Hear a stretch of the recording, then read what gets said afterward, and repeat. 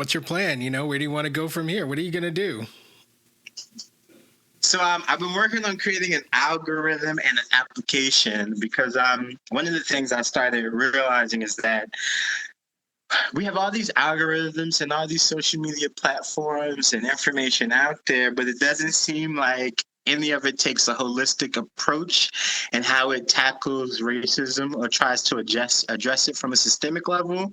Because the way I see it, I guess, is like if you took this platform or whatever our servers and data information sit on, it's like you have a white person look at it within his lens of how he's conditioned.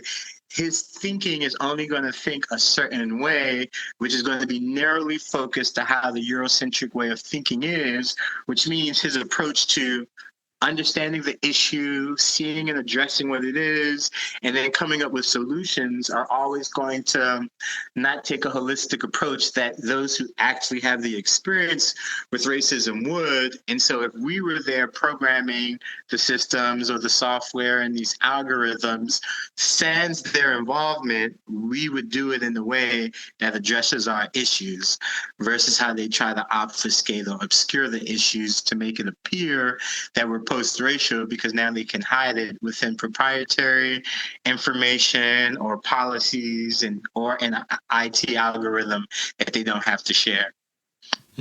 Have you heard of some of the Black people doing exactly that kind of work? There are several people who are pretty big names, I believe, who are working on that. Have you heard of anybody? I could look up who they are right now, but so I'm not on social media and I don't really follow, so that might be my downfall.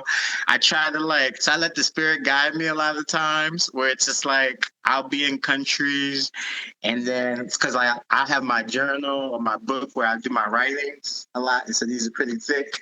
So people either think I'm writing in the Bible, and so it tends to spark conversations.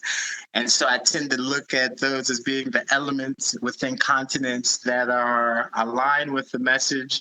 And then hopefully I find this person or the linking of arms with the groups and members and people that eventually we connect organically. Very kumbaya of you, sir. Some lies were told.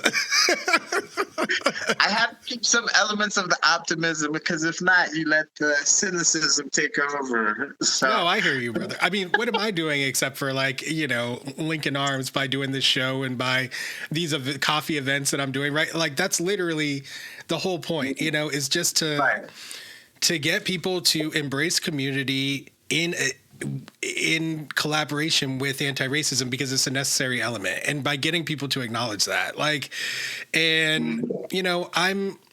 I'm definitely not someone who believes in separate but equal theoretically or in reality. I think that ultimately the divisions that a racial hierarchy has created among human beings are entirely illusory, entirely. And so because of that, my belief that is reality, I can't really in good conscience advocate to reinforce those divisions in any way. That's me personally. That's like where my values lie. So I am going on a more humanist type approach, but only because I feel like whether we're ready for it right now or not is probably not, just given, what's going on. I'm not even going to try to make that case. But I do think that we're closer than ever, despite how bad things are. And I think that it's an inevitable future for humanity. So I also... To your point, how integrated are we? Because if you really look at, even after Brown and Board of Education, schools are still segregated, neighborhoods, churches, mostly jobs, fields. In theory, it sounds as though we've progressed, but in reality, do you really feel as though we've actually changed? Well, putting my feelings aside, okay, because feelings are not a good test for reality. So putting those aside, what I will say is that I agree with what you said, but I don't think that we can discount that we're more integrated than we've ever been. that is a reality as well. So like we have to look at both sides of the coin, I think, and we have to look at the results of that integration, which I think are largely positive. And so I think we get stuck in a negative way of thinking about integration because it hasn't been, everything it was hyped up to be. Dr. King sent us into that burning house, running full speed, and here we are, right? And so, I mean, I get it, but I personally believe that we have to remember that racism and racial hierarchy is a generations long problem, many generations long. I don't think it's realistic for us to think that like I don't think, even if we were actually on the precipice of solving it, which I also don't think is a way that we should think about the issue. This is a fight between good and evil. This is like the battle of humanity. You know what I mean? Like this has been going on since before any of us were even a thought. So like, I just think it's important for us to remember that and not to get caught up that we're somehow going to solve something. We're not solving anything. What we're doing is we're all individually, right, trying to create the life experience for ourselves and the people who are within our social circle and that we want, for ourselves and everybody else.